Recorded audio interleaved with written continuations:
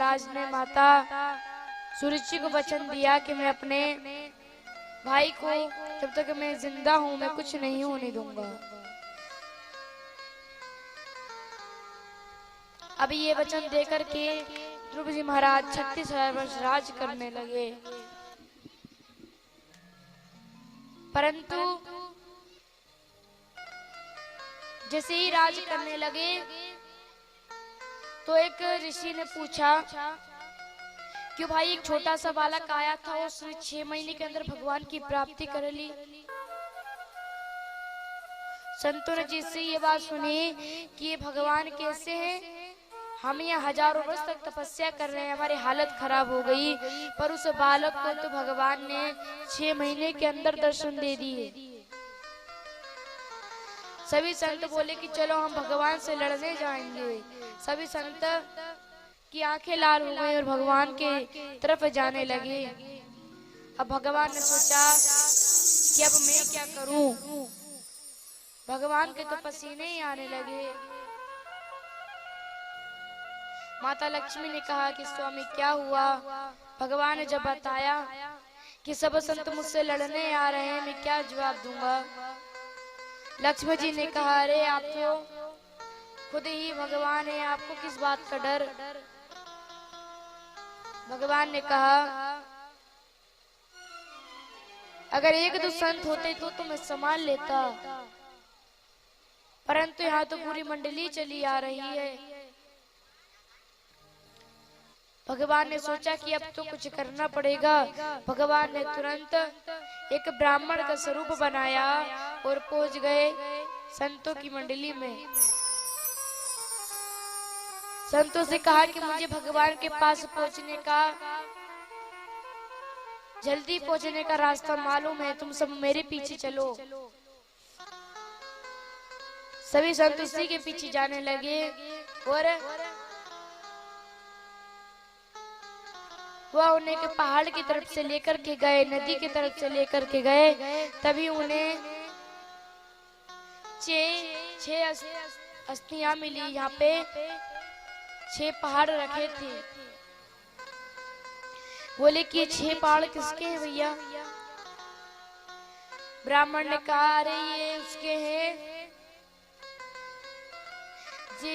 एक छोटा सा बालक था, उसने 6 महीने के अंदर भी प्राप्ति की, परंतु उसने 6 महीने के अंदर नहीं की, उसने 6 जन्मों तक तपस्या की। उसके बाद जाकर के 7वें जन्म में भगवान उससे प्राप्त हुए। जैसे संतों ने सुना है तो उसी बालक की बात कर रहे हैं। संत का क्रोध शांत हो गया। एक संत ने कहा अरे भाई चलो जाकर के तपस्या करने बैठ जाते हैं, पता नहीं कहीं हमको भी भगवान ने 6 वर्ष तक 6 जन्मों तक तपस्या करवाई तो हम क्या करेंगे।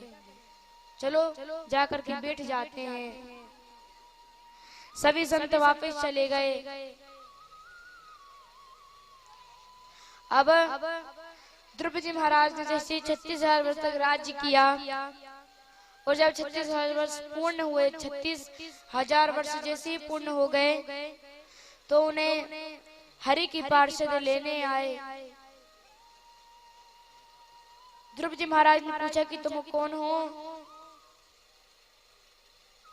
हरि के पार्षदों ने कहा कि हम हरि की पार्षद हैं, हम हरि के सेवक हैं जो कि तुम्हें लेने आए हैं। जैसे ही ध्रुव जी महाराज ने सुना तो ध्रुव जी महाराज ने कहा कि कुछ देर रुक जाओ, मैं पहले पूजन पाठ कर लूं, उसके बाद चलता हूँ। ध्रुव जी महाराज ने अपना पूजन पाठ किया और पूजन पाठ करने के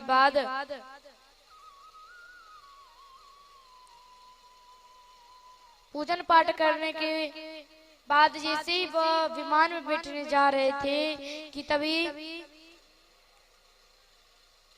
एक काली परछाई आई और आकर के सामने खड़ी हो गई। ध्रुव जी महाराज ने बोला कि तुम कौन हो। परछाई ने कहा कि मेरा नाम मृत्यु है और जो भी इस विमान में बैठता है तो पहले उसे मेरा सामना करना पड़ता है।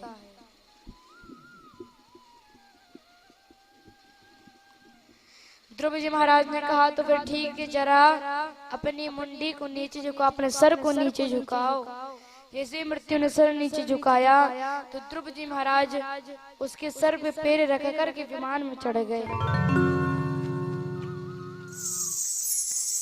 देखो, जो भगवान का सच्चा भक्त होता है उसे मृत्यु भी उसका कुछ नहीं बिगाड़ पाती, मृत्यु भी उसे टच नहीं कर सकती। अब ध्रुव जी महाराज विमान में बैठ के जाने लगे और जैसे ही जाने लगे तभी उन्हें याद आया कि मेरी माता तो नीचे ही रह गई। तुरंत विमान को रोका। जब उन्होंने कहा, अरे मेरी माता नीचे रह गई हैं,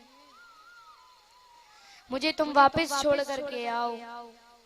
जैसे ही ध्रुव जी महाराज ने ये बात कही, सभी लोगों ने कहा, अरे जिसके भाग में तुम जैसा बेटा हो जाए तो उससे हम कैसे छोड़ के आ सकते हैं। सामने देखो, जो विमान जा रहा है उसी में तुम्हारी माँ बैठी है।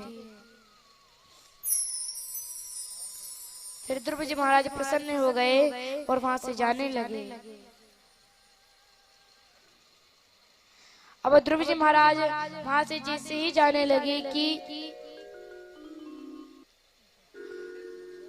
जैसे ही गए ऊपर वैकुंठ में गए, भगवान से मिले। और जब भगवान से मिलने के बाद ये बात नारद जी को पता चल गई कि मेरे शिष्य ने भगवान तो प्राप्त कर लिए, परंतु वह भगवान से मिल भी लिया और वैकुंठ भी चला गया।